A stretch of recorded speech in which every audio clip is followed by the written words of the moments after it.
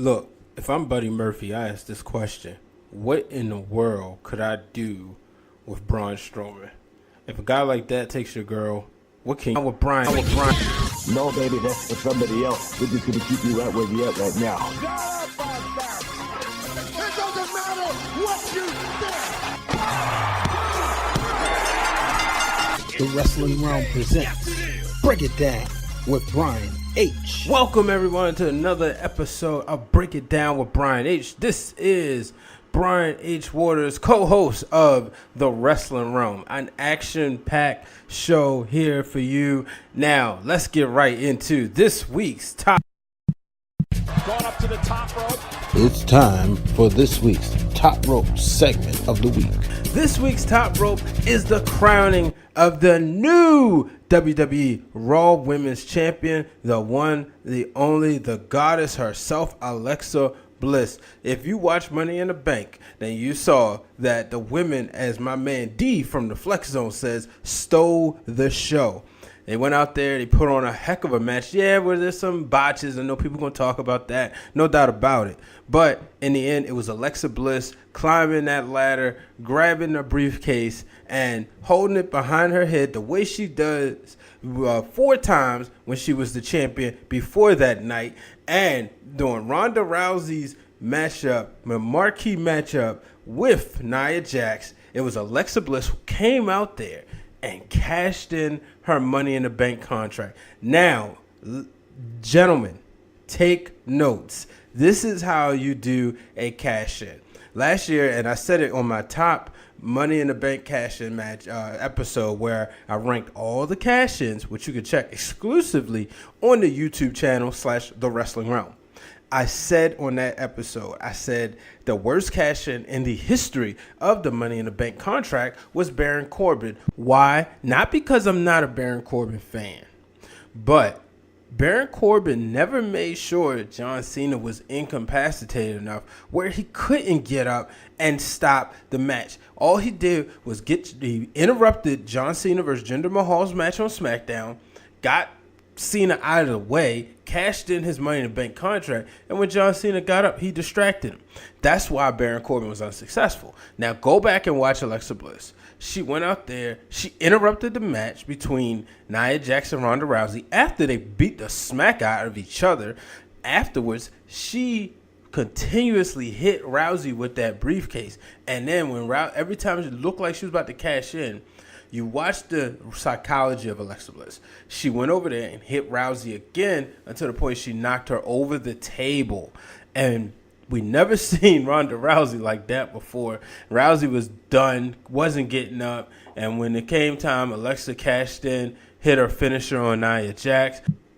And we have a brand new Raw Women's Champion. So Alexa Bliss, 5 times she's held the gold on the main roster. And this is somebody who never held the NXT Women's Championship. But just the same way she was in my top rope, I'm going to put some fans in my tapped out this week. And I really don't do that because I don't really bother the trolls. But, I had some time, so I was spent quite a few times arguing. And, I even said in the Wrestling Realm Facebook group and the True Hardcore Fans Facebook page, as well as the Nation of African American Wrestlers Facebook page. So let me get right into my tapped out. But we got. Here's our Tapped Out segment of the week. This week's tapped out goes to all of the fans hating on Alexa Bliss and Carmella. So here's the things I've heard. Oh, Sasha Banks isn't getting a push. I'm hearing Ember Moon should have won Money in the Bank. Naomi should have won Money in the Bank. Over Alexa Bliss. Oh, Vince loves blondes. Alexa and Carmella cannot work. What's another one that I've heard that was real popular? Alexa Bliss had the belt for a few months. She had it for a long time. Why did she get it back so fast? So here's what people got to understand. And this is the reason why everybody's going to tapped out, because it was just the craziest thing out of a great wrestling week. This is the craziest things I've heard. You got to realize WWE is in the business to make money. It's not the wrestling business. You know, Vince said he told Ted Turner, when Ted Turner said, I'm getting in the wrestling business, he said, I'm not in the wrestling business. I'm in the entertainment business. You can work all you want. You can put on some of the best matches, but if you cannot entertain, you're not going to go very far. Yes, Naomi was entertaining. Sasha Banks is entertaining. Don't get me wrong. But what has stuck? You know, she's had great matches with Charlotte that we always talk about. And then when we was getting those matches, everybody was complaining, oh, they were playing hot potato with the belt. Where I thought it was great because what it was showing was that on any given night, Charlotte could be the better woman or Sasha Banks could be the better woman. We're getting a slow build with Bayley. I love it. I'll get into that later. But she is not championship material right now when you got a girl like Alexa Bliss, who's been clearly the number one heel in the WWE. When you have a number one heel like that, that is the person that I want on my television with going against Ronda Rousey. Alexa Bliss is the person who, like she said, she was the one that was covered by Bleacher Report. She was the one that was covered by Forbes magazine. She was the one covered by ESPN. She was the one covered by Fox Sports. They wasn't writing about Ronda Rousey, Alexa Bliss talking, but when she's going to be in a program with Ronda Rousey, that's exactly who deserves it. That's who's earned it. And they will take it. And she will make sure this feud goes all the way to the bank. That is why, folks, Alexa Bliss is in this position. No disrespect to Sasha Banks. She'll get her turn if she earns it. But I have to show me something. What else has Sasha done besides have great 5-star matches with Charlotte and 5-star match in NXT with Bayley? I haven't seen anything. Yeah, her and Alexa Bliss had a decent match, don't get me wrong. But that program was over and done with for a reason. You know, and rumors is she don't have the best attitude anyway. So we know what happens when you don't have a great attitude. So that's my tapped out for the week. Now, let's move on. Because, you know, the title of this show is Alexa Bliss and Braun Strowman get these contracts. And Braun Strowman, folks, is Mr. Monster in the bank. Who is going to beat him? Like, really, who is going to beat Braun Strowman? You know, Alexa Bliss called it. She said she was going to win, and then her partner was going to win. And they had their little flirtations. But how many people really booked it to happen that way? A lot of people didn't. You know, we had Ralph Esparza here last week, and I don't think they weren't the top odds on favorite. But now, you know, it'd be very interesting to see what happens between them two. And like I said in the opener, what you going to do if you're Buddy Murphy? Because what you're going to do when Braun Strowman comes for you, brother. One thing we did see was anytime Braun runs, he catches who he's trying to get. It's not like the Big Show. You can outrun him. You're not outrunning Braun Strowman. But, you know, more on the Strowman. Now is Brock Lesnar's days numbered. We didn't feel that way last year when Strowman was the number one contender for the belt and he ended up losing. But now you have to wonder, is Brock Lesnar's days numbered? Because Strowman, all right, you know, I saw the cool memes. Can't be cashed in if you don't show up. But Strowman could make the challenge, and he has that right. RVD did it. They're having a match to decide the number one contender for the Universal title. That's an opportunity. I just think we're approaching Braun Strowman's time, and before you know it, he'll be the WWE Universal Champion. So let's move on. Big Cass. Before we about to get right into SmackDown, but we got to start with the news, folks. Big Cass was released. This is fresh off a loss to Daniel Bryan at Money in the Bank. And now the WWE is releasing him. More details to come with that later. Obviously, stay tuned to at Wrestling Realm. Stay tuned to at Brian H. Waters. As I find out stuff, I'll relay it to you. But who knows? It definitely shocked me. You know, I did not see this one coming. I know I heard about the rumor and innuendo that he was in hot water. But I'm like, okay, that happens to everybody. But to hear that he got released, it just made me say he had to have done something. He was on a pay-per-view match. Look at the roster. Look how many people weren't on the pay-per-view matches.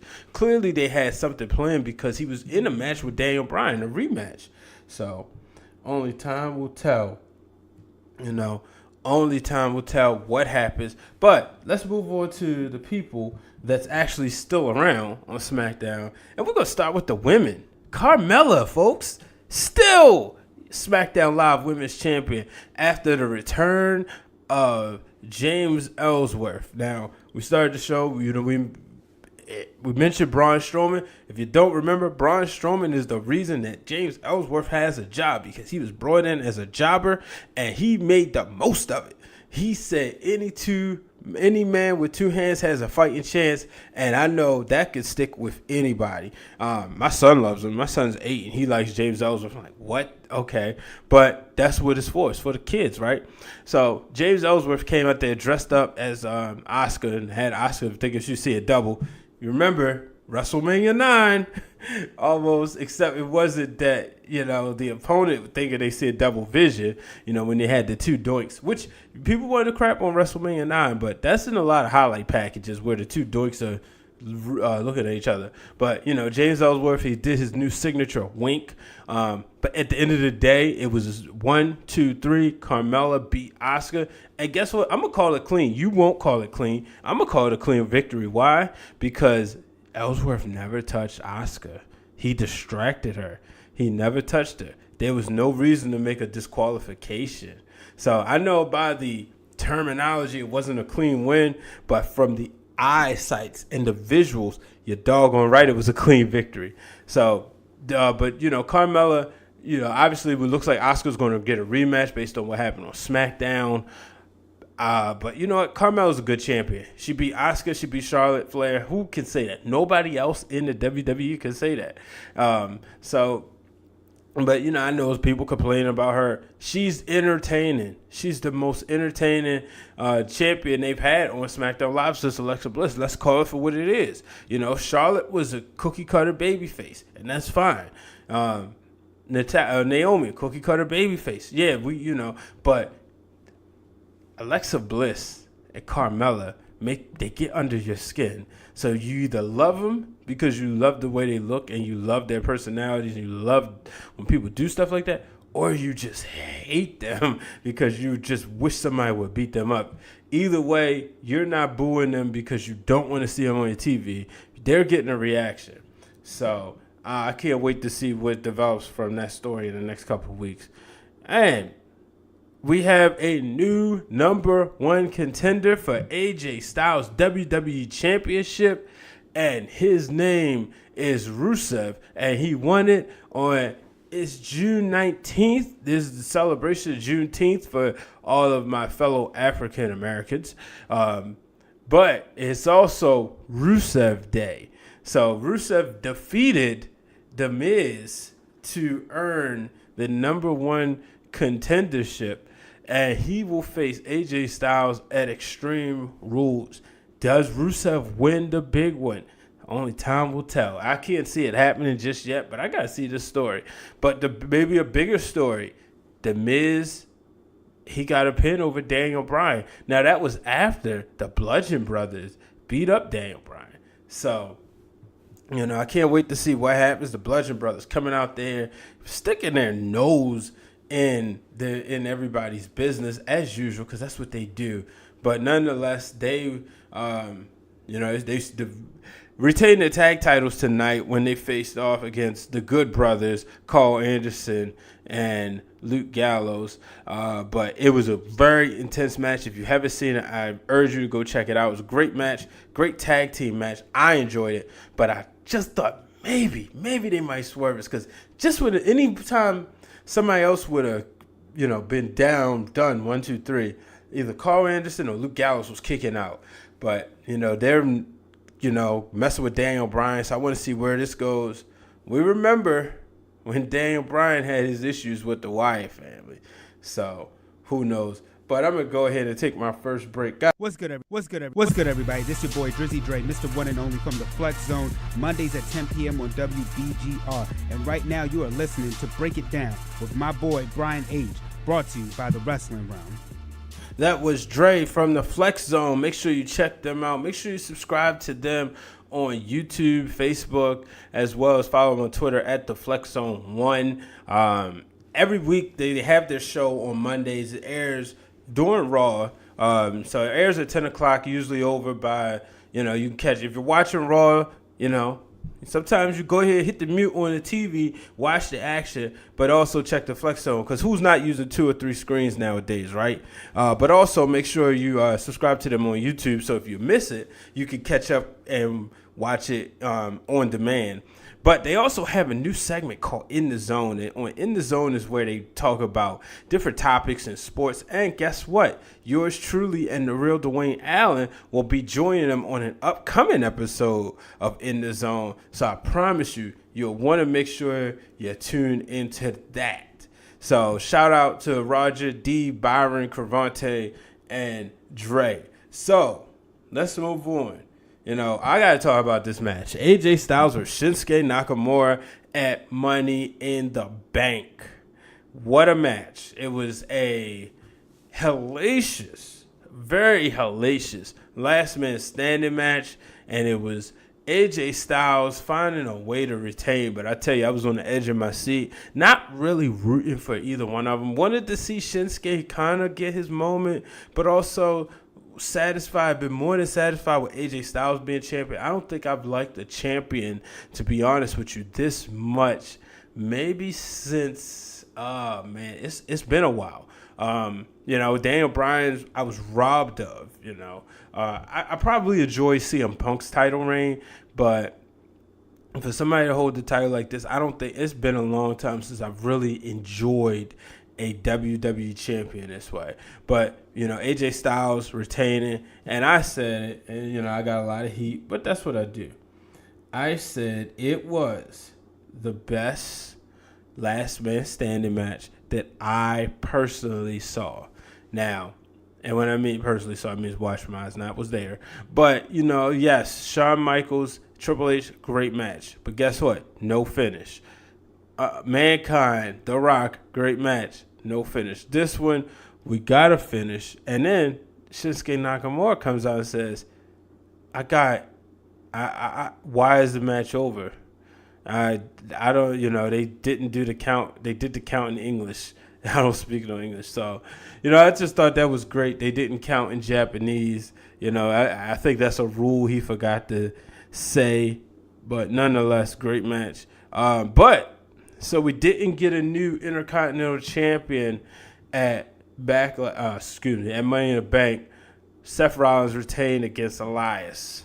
But Monday night, we did get a new champion because during the open challenge, it was Dolph Ziggler who answered, and he would take the Intercontinental title and declare Monday Night Rollins canceled. Yes, ladies and gentlemen, Dolph Ziggler is your new Intercontinental Champion. And with Drew McIntyre standing out right there, if they didn't remind me of two dudes with attitudes, Shawn Michaels and Diesel. Shout out to the real Dwayne Allen because he brought that to my attention when it first happened. Because I was like, I don't know how I feel about this. But nonetheless, Dolph Ziggler is your new Intercontinental Champion. And I can't wait to see how this rivalry goes because we know these two are going to steal the show. But like Sasha Banks, I said, this is about Dolph Ziggler. What sticks? Ziggler goes out there, he's stealing shows, and he has, the show-off attitude, but you can only show off for so long. So Seth Rollins has hit the he's gotten back to where he once was in the year 2015, where I declared him money and the next big mega star in the world of professional wrestling. But I want to see how far this goes. I don't need to see Rollins back in the WWE Universal Championship picture. I want to see how far they go with this one. So, shout out Dolph Ziggler. And then let's talk about Sasha and Bayley. Sasha and Bayley collided this week, finally, or not. So they had the issues in the past where they would, kind of fight. not fight. They would have, they look like sisters just had an issue with each other. But Bayley's been having issues with the Riot Squad, and she called on Sasha Banks. Why? Because she felt she could trust her. They would end up losing the match, and then they got into a verbal altercation backstage verbal altercation out front, which led to another one backstage, which ultimately led to them throwing their hands at each other. And then when Sasha was leaving, Bayley was like, don't leave, don't go. And she told her straight up, I'm not your friend anymore. So I think this is building towards SummerSlam. This is where I want to see the clash happen. Please do not do it Extreme Rules. I think it's perfect. This has been a slow build. A lot of people said, what's taking them so long? People wanted to see it at WrestleMania. But guess what? The match would have probably got lost in the shuffle. I wanted to see it at WrestleMania. But it didn't happen. Didn't happen for a reason. And I said when we didn't get it, we was going to need that feud to carry us throughout the summer. And I think that's what we're going to get. Really, and could give us the feud that we're looking for. And it could be very interesting to see what.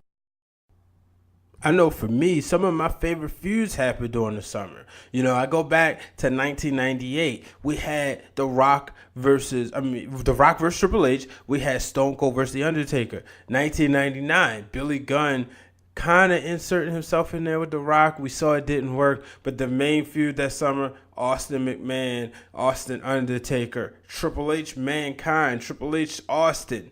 Then summer of 2000, The Rock and Triple H carried us that whole summer. There's no sports on. Yes, the World Cup is on. We do know that New Japan has the G1 Climax coming up. But really, let's ask yourself this question. What other feuds do you know for sure that you'll be interested in? This is the time to enter a Sasha Bayley feud. We probably won't see Brock Lesnar until SummerSlam. I know the rumors out there that he's not even signed for SummerSlam, but come on now. It's the biggest pay-per-view, biggest party of the summer.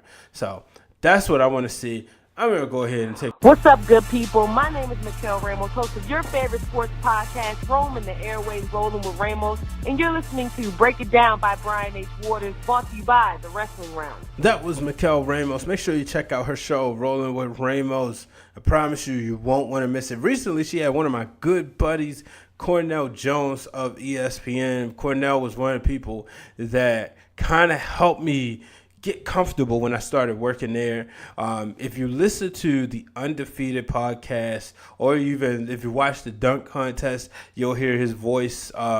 He's doing a lot of the voiceover work there. And, I remember when you start at ESPN, for those who are trying to get up there, they would tell us, if you're a PA, you're not going to be on air, so don't even think about it. This isn't the job for you. But, things happen. Cornell has become an on-air personality as far as, voiceover work and being on the Undefeated podcast from time to time. So we had some good tag team action. So I mentioned earlier, we had the Bludgeon Brothers.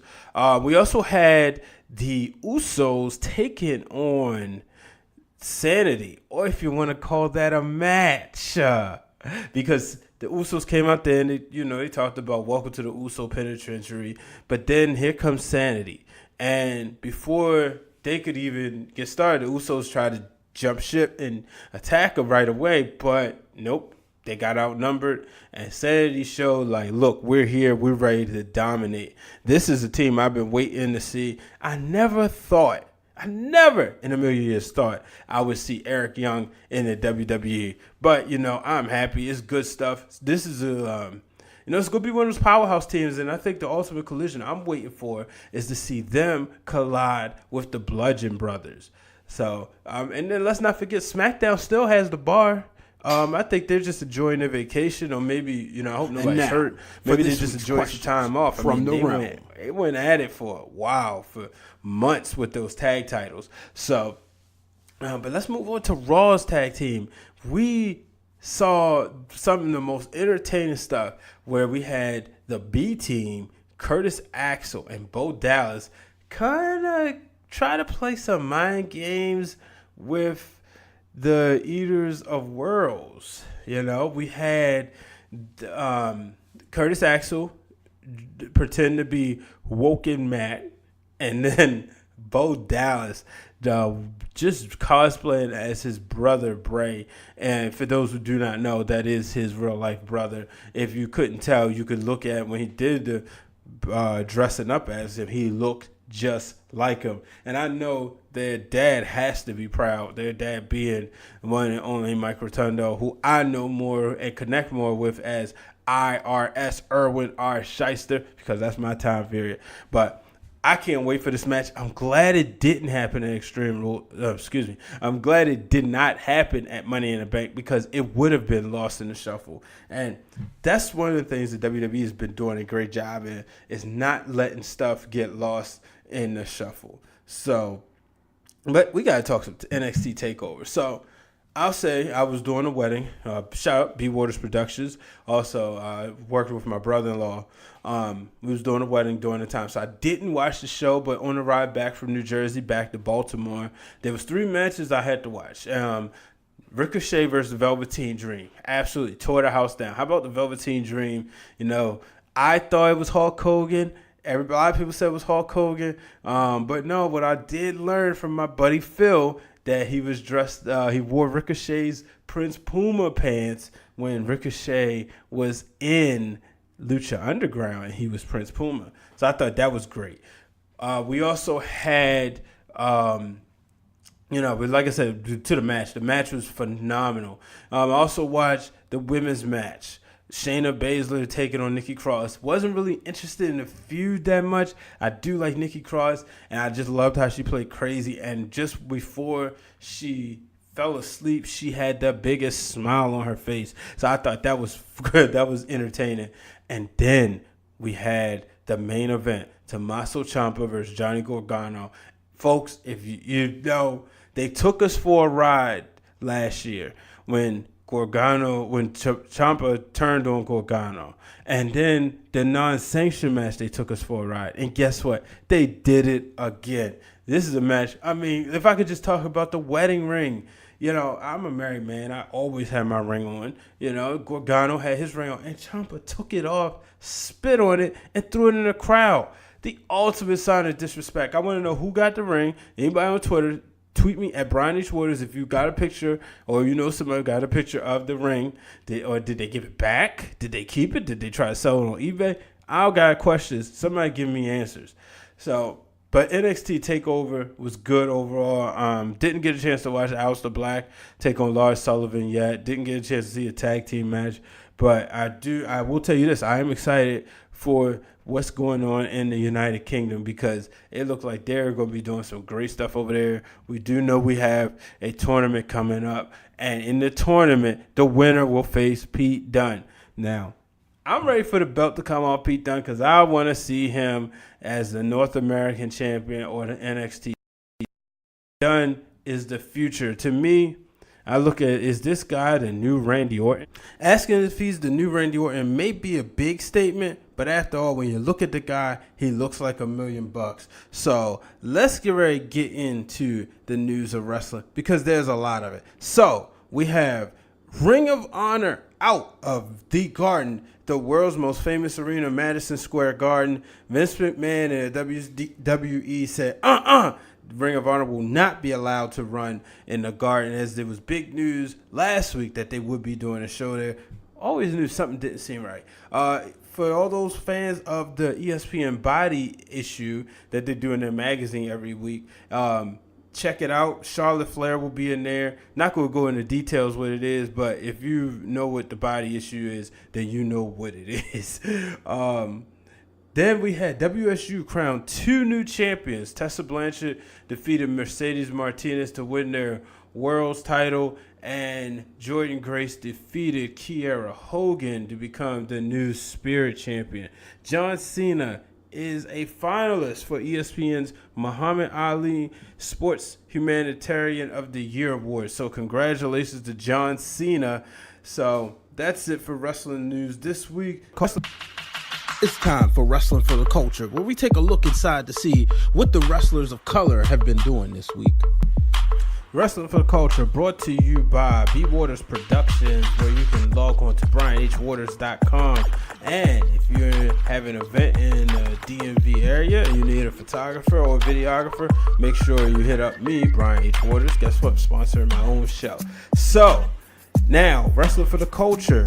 Rey Mysterio, reports are that he has signed a multi-year deal with the WWE. We saw him at the Greatest Royal Rumble. We also saw him at New Japan. So, guys like Rey Mysterio, Chris Jericho, they're all over the place. Why? Because they simply can't. We also know that Lio Rush has officially signed his contract for 205 Live. So, congratulations to Lio Rush. I definitely can see him as a future Cruiserweight champion. How cool would that be? 2 Cruiserweight champions to come from the state of Maryland. And now, if you watched Money in the Bank, you saw that we saw Ember Moon and Naomi square off, even to the point the Bella twins said, guess what? We want to see them wrestle. I don't think that would be the greatest match. No, I'm sorry. I don't think that would be the greatest program. I think it would be a great match to watch. It'd be very entertaining, but the programming, I'm not so sure. And last but not least, the New Day unfortunately fell to the Elite during the Street Fighter at E3 during the Street Fighter match. Kenny Omega, the Young Bucks, was able to win that. So that's it for Wrestling for the Culture. Now it's time for your questions. And now, for this week's questions from the realm. All right, this week's questions from the realm. First was my girl Lauren asked, why have Alexa drop the belt just to get it back 3 months later? Guess what? Like I said earlier in the show, Alexa Bliss is money. She's somebody who would work great in a program with Ronda Rousey. She has the crossover appeal, so it's not so much about her getting the belt. It's about getting more eyeballs on Alexa Bliss, getting the mainstream audience on Alexa Bliss. And so that's the reason why she won the belt. All right, my opinion, good matches, horrible endings. What gives? I'm all for... if I had to give up one, I'd rather have a great ending after a bad match, because to me a good match could be ruined quickly with a horrible ending. I'll give you an example. Triple H being a special guest referee between John Cena and Daniel Bryan. This is a personal thing for me, so let me preface that. It's a personal thing because I really wanted Daniel Bryan to have his moment. That SummerSlam, to me, it was great. I didn't need Triple H in there. Unfortunately, he was, and then the night was ruined when Randy Orton cashed in. So not necessarily a horrible ending to most standards, but for me, that was the best example that came up to mind. And also, last question, why all these people winning that didn't need wins? I'm assuming you're talking about Braun Strowman winning, didn't really need it. I thought, he's hot right now. That's who you go with. Money in the Bank. Like I said, this is a pay-per-view that's becoming the 5th major pay-per-view. There's a lot of eyeballs from advertisers on this pay-per-view. If you want to position Braun Strowman as that guy, this was the perfect opportunity for him to win. As you can see, we'll get, I think SmackDown Live's roster is fine. Samoa Joe, The Miz, they'll get their shot. Right now, The Miz, Rusev is coming up. He's a guy I wanted to win because I was concerned that he wouldn't get his title shot. But clearly, from this week's episode of SmackDown, I was wrong. Alexa Bliss is another one. To me, it just made sense. Carmella, Asuka, it would have been nice if she won, but she was undefeated for so long. Where do you go after that? Asuka will get the belt, but just not right now. So let's move on. We have my buddy Mike Rico. All right, so his question is, my favorite HP, for those who do not know, that means highlight producer, to talk wrestling with. Of course it was Mike Rico. I know he asked that question because he knew that would be the answer. Just to give a quick story, the night Ultimate Warrior died, which was, 2 nights after WrestleMania 30, which in today's day and age, it would have been right after SmackDown Live went off. I remember I was in the cafeteria. He was my highlight producer that night. I went down there with my buddy Kalo. I got some fries, just while I was waiting to talk to Mike, because the game I had wasn't like a game that was going to go on television. Wasn't going to be a highlight, I think. And maybe it did run. I don't think it did. But anyway, I had my work done, and I was waiting to talk to him before I could go home. And he was the first person, and it was just to show you, you know, that bond of wrestling. That's what you do when you hear bad news or good news in wrestling. You run tell another wrestling fan, you know. And I think I found out one day it was leading up to the path to WrestleMania 30, and one day we was just talking, him, my buddy Kahar, and we just always talked wrestling. So it's great. That's the best thing about social media, where you might not work together no more, but you can still maintain that friendships. So next question from the one and only The Shark. And you know Shark is bringing it this week. Make sure you guys check out his show, The Shark Attack. You can catch it on Podbean, and it's on YouTube. So if you're a YouTuber, make sure you subscribe to The Shark. So his questions this week. When will Asuka get main roster gold? You know, Shark, it's coming. I just don't know when. I would like to see a little bit more personality. I think we can get a good cocky heel run. I say that because we saw it in NXT, and I think that'll be the time she get it. Maybe she wins it at SummerSlam and then drops it to Charlotte.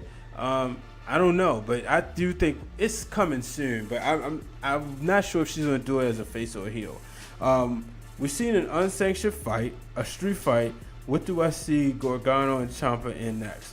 Well, I want to say this, because your next question is who I see challenging Aleister Black next. I think the next person who should challenge him is Tommaso Ciampa. And then afterwards, we get a match between him and Gargano.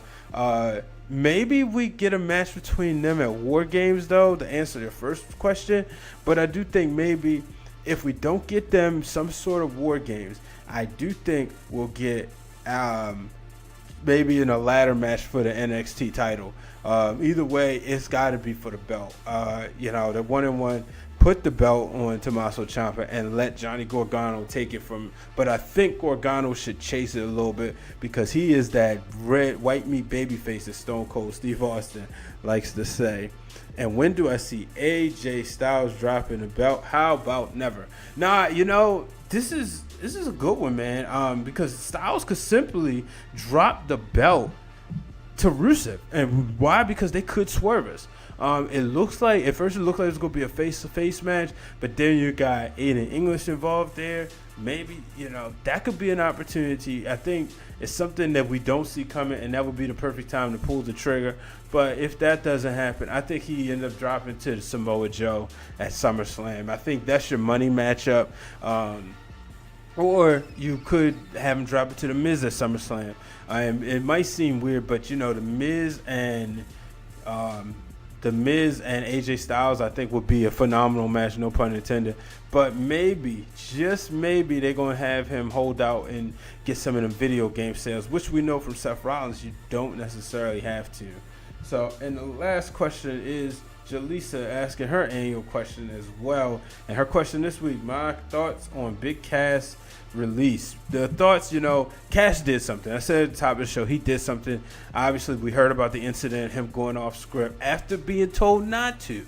You can't do that, you know. So I don't know what happened, but it just makes you know, like, we've all been watching wrestling long enough. We know that most of the time when somebody gets released, it's because they did something. If it's a sudden release. If it's, you know, we haven't seen them for a while and it's nothing for them, bam, they get released, fine. But if it's, you know, we just saw him on a pay-per-view. So that's what I'm going to see. I tell you this, look for him on Impact Wrestling. But I did think what was funny, and let's close out with this. The thing I thought was funny was when Enzo, or as he's to call himself, Real One, tweeted, "How you doing?" So, ladies and gentlemen, thank you for listening to this show. If you knew what I went through to get this show done, yeah, you would understand why I appreciate you taking the time out of your day or while you're on your drive. Please do not text and drive. It's not safe. But you'll understand why I appreciate each and every one of you listening. Until the next time, I'm Brian H. Waters. So long, everybody.